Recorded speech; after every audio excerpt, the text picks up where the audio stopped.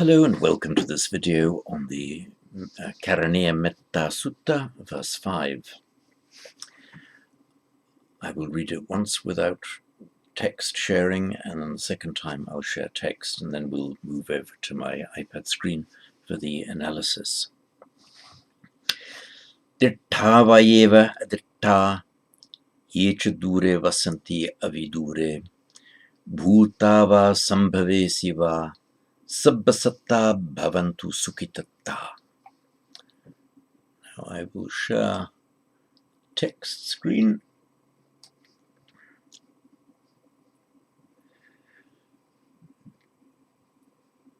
Let's enlarge it for you.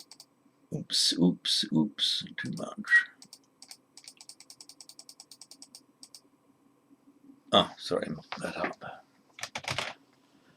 There we are. Dittha vayeva adittha yecha dure vasanti avidure bhuta va sambhavesi va sabbasatta bhavantu sukhitatta. We'll look at the last pada first.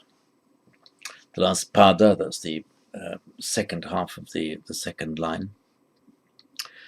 So, sabbasatta bhavantu sukhitatta. Let's look at this word satta. Beings. The root is as, to be. It's slightly irregular because in many parts of its conjugation it loses its initial a. Sorry, silly me. Let me share my screen, my iPad screen. There we are. Satta and as I've just written. It makes its present participle stem in sant, and the stem, the combining stem, or the stem as used in compounds, is sat. So a sat in Sanskrit, sat twa, means being. Twa is a very common suffix. It generally makes an abstract noun. But in this particular, and it's neuter normally, so sattvam.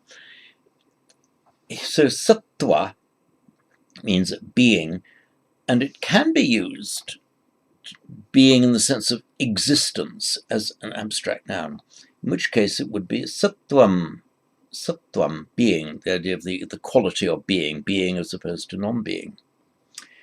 However, it more frequently means a being in the sense of an individual being, a person, a human being, that kind of a being rather than abstract being. And in that case, it becomes a masculine noun. So it shifts from neuter to masculine because it represents living beings. So in the nominative would be sattva, and in the nominative singular, in the nominative plural, sattva. That's why in Pali, of course, it is satta. In the nominative, it would be sattu, nominative singular, and in the plural, it becomes satta. Of course, if it were neuter in Sanskrit, it would be the plural would be sattwani, and the Pali would be sattani. But it's just satta. So we have sabbasatta, all beings. Sabbasatta. Now, sabba, Sanskrit sarva, means all, and it belongs to the pronominal declension. That means it makes its masculine plural nominative, not sarva, which would be wrong, sarve, like eke, te, sarve. So plural sarve, and Pali sabbe. Yes, sabbe buddha, all Buddhas. Sabba, same with the Sanskrit sarva, can either be declined as a freestanding adjective, or it can be compounded into a single word. So it would be linguistically equally correct to say sabbasatta as a compound word, in which case the first element of the compound, as normal, does not decline, it retains a stem form. Stem form sabba retains a stem form in the compound word sabba satta, all beings. Equally, it would be equally correct to have said sabbe satta, all beings, with no distinction of meaning at all. In fact, we have further on in the Metta Sutta, we do see it as a fully declined freestanding adjective. So that accounts for sabba satta, with the sabba retaining its uninflected stem form. Bhavantu, sabbe satta, all beings. Bhavantu sukhitatta. So this is the, bhavati indicative, it's the indicative mood, just indicating, making it a statement of fact. And you can make an imperative from most, maybe all verbs, but certainly most verbs, by changing a final ti. This only works in the third person, by the way, third person, singular and plural, changing the final e to u. Bhavatu.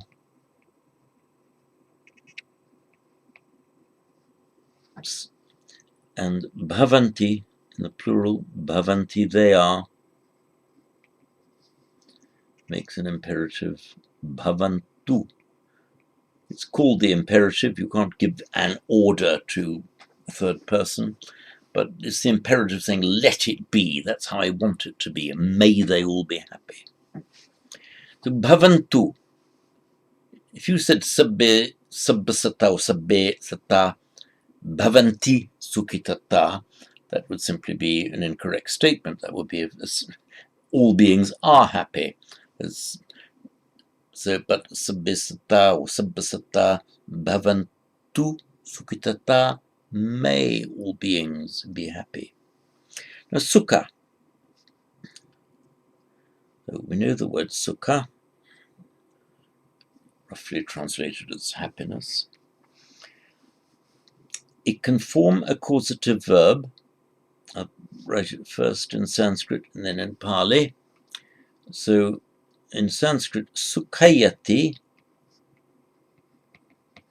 means to make happy, to cause to be happy.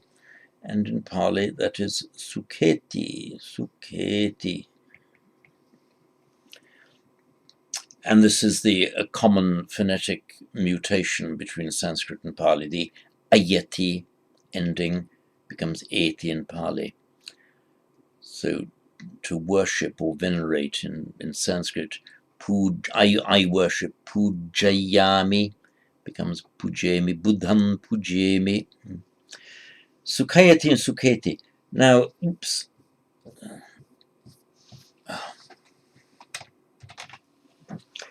they make their past participle as in sukhita. Note, not ayati makes its past participle in ita, not sukhayita, that would be wrong, it's sukhita. And it's the same in Sanskrit and Pali, they both make their past participle in sukhita. So sukhita means happy, but more specifically, caused to be happy, made happy, put into a state of happiness. Sukhitatta, right, Sanskrit word atman, often translated as the soul, the atma, the paramatma, the supreme spirit. That's the stem form. It's a consonantal stem ending in n. Like many masculines ending in n in Sanskrit, it makes its nominative singular in atma. And that is from where we get the Pali atta, meaning the self.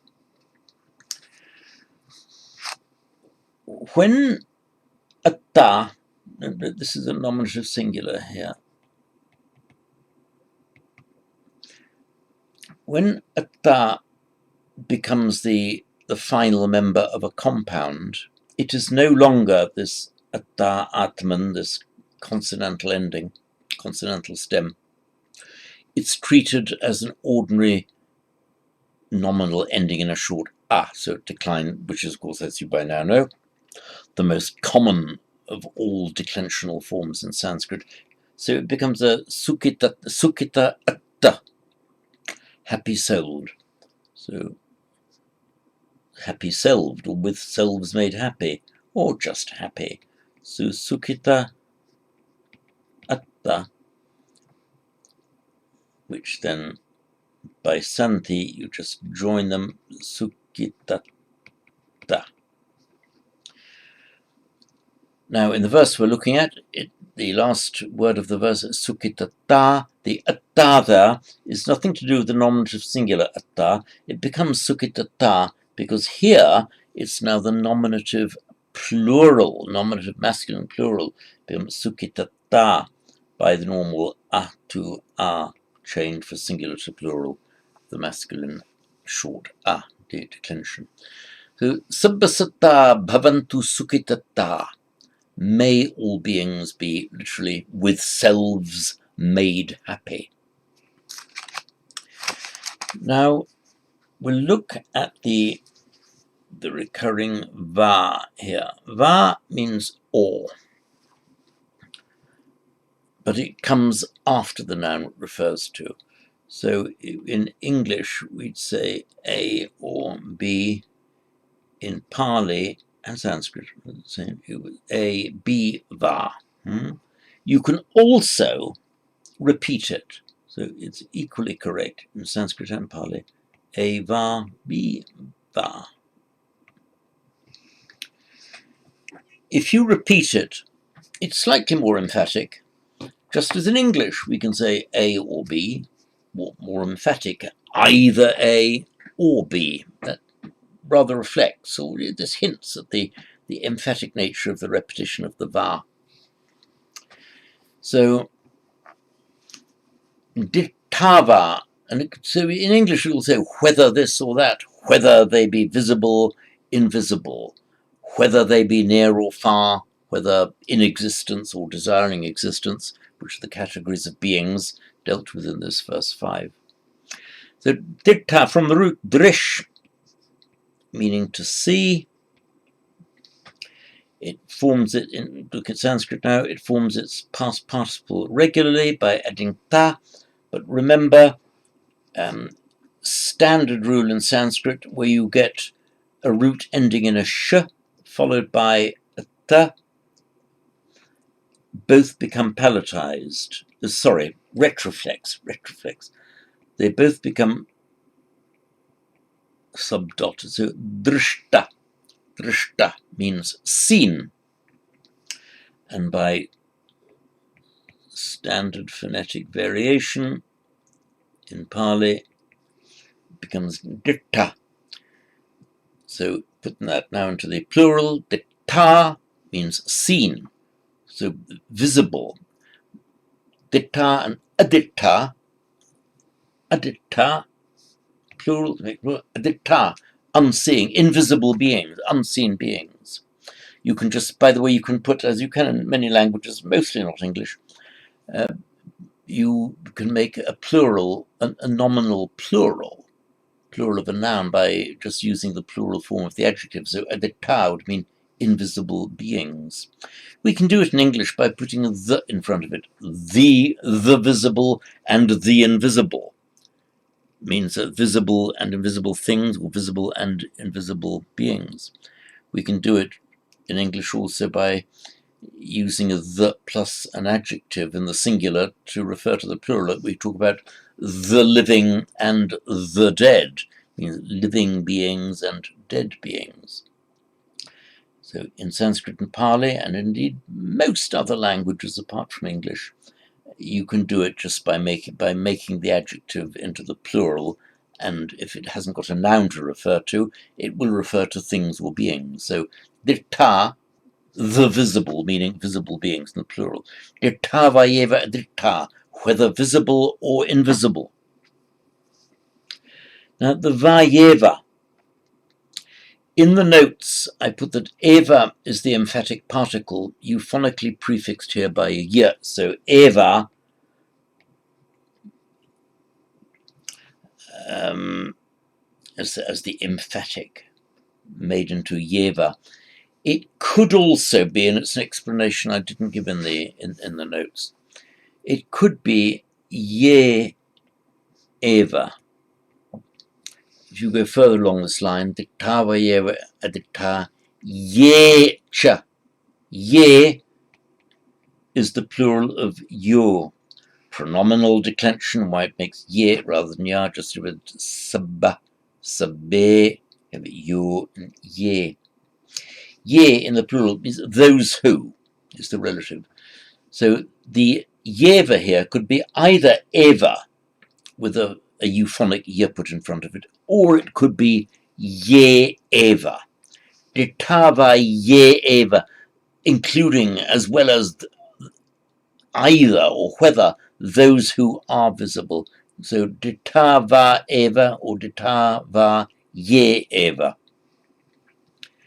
Ditava eva dita yecha, and those who, yecha, and those who dure vasanti. Vasanti from the root vas, same in Sanskrit and Pali, to live or to dwell. Vasanti, they dwell. Dure vasanti, they dwell. Dura means far. So put that into the locative, and dure literally in the far, in the distance, a long way away. So dure vasanti, they live a long way away. Yecha dure vasanti, and those who live far away. Dure. Avidure, not far away. So dura is an adjective meaning far. It can have an adverbial use, dure, in the locative, and you can emphasize it by putting a v. It makes not a real difference of meaning. It's more emphatic.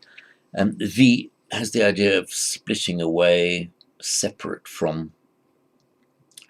So vidure means a long way away. It emphasizes remoteness, cut off. So avidure would mean the negating avidure, not in the remote distance, not very far away, or just not far away. So yechadure vasanti, those who live far away, avidure, not far away. Bhutava sambhavesiva. Bhu, to be, forms a regular past participle, same in Sanskrit and Pali. And bhuta. Bhuta literally means been.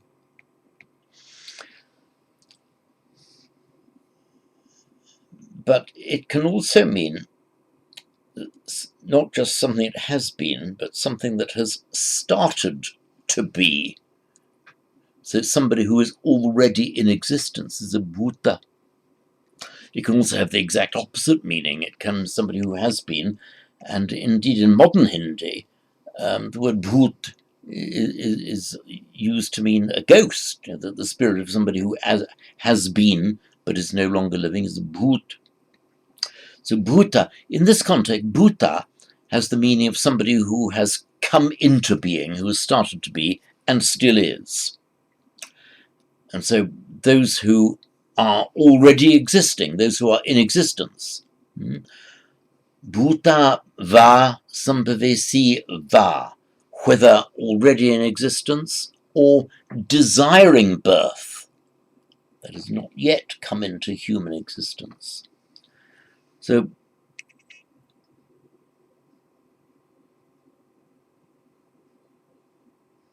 bhu is one of those roots that can make a verbal noun in more than one way, and it can have bhava or bhava. Sambhava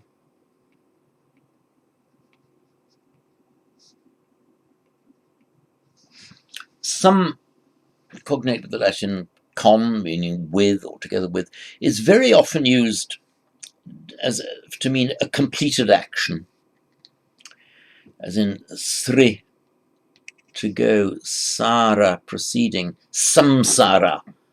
Samsara means completing a series of cycles, the cycle, the going, but going round, the completion of going by coming round in a cycle. So the samsara means completing a series of cycles.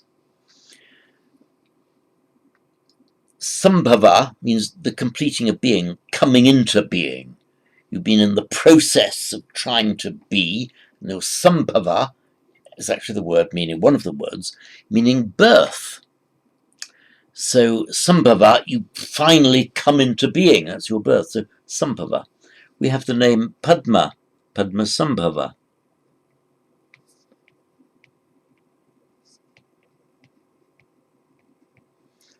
Padma, lotus, Sambhava, birth, literally lotus birth, means he whose birth was of a lotus. So that's why it's translated as Padma Sambhava, as lotus born, born of a lotus, literally lotus birth.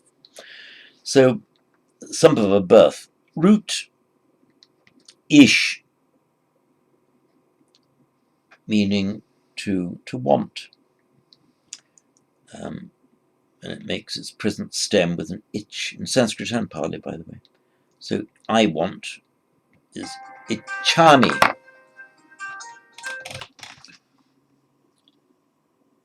Sorry, I got interrupted there. I'll try and pick up where I left off. From the root ish, we have ichchami, slightly irregular, same in Sanskrit and Pali. And from this root ish, we have the verbal nouns. Verbal noun in Sanskrit is esha, and in Pali it's esa, meaning a wish or a desire. So sambhava,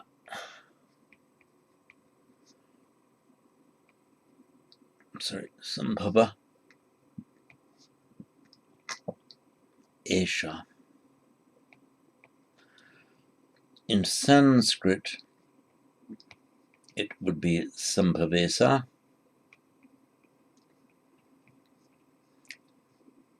A sambhavesa, a birth wish, a wish to take birth. That's a desire to come back into human existence.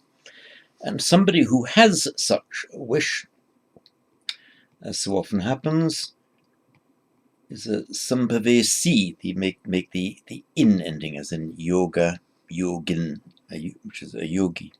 So a sambhavesi is one who has a wish to be born. So, and that makes it plural. The e in the singular remains the e in the plural nominative. So bhutava sambhavesiva means both those who are bhuta, who are already in existence, and sambhavesi, those who desire existence. So summarizing all those sabbasatta, all beings, bhavantu sukhita. So I will now read through the verse again twice, slowly. I'll share the text with you here.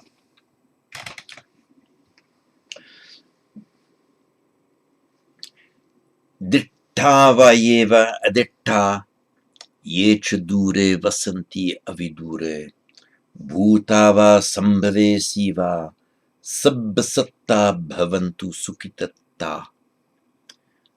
And once more. Dittava eva aditta yecha dure vasanti avidure bhutava sambhave siva sabbasatta bhavantu sukhitatta. And that concludes this video.